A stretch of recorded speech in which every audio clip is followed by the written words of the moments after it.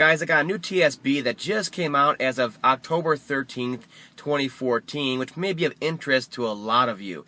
It's on the 2011 through 2014 F150s with the Ecoboost engines in them. And it's on a new issue we're starting to see, especially the last couple months it seems.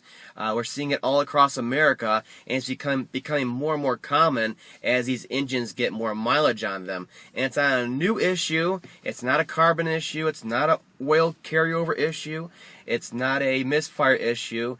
It's timing chain stretch issues. Now the TSB is officially about error codes P0016 for timing being off because of the stretch of the timing chain.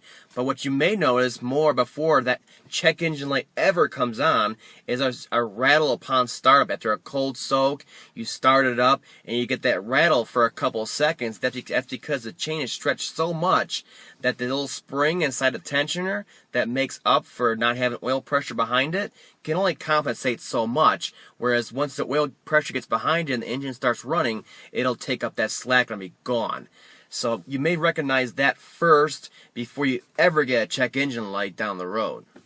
Now it's unfortunate that we're having this new issue with the Ecoboost engines. It's a big job. It pays 9 hours TSB time. So you better believe customer pay would be about 12 hours plus the cost of all the parts and all that. The only saving grace here is that this is covered under emissions warranty, which can be up to 8 years, 80,000 miles. That's quite a bit of coverage.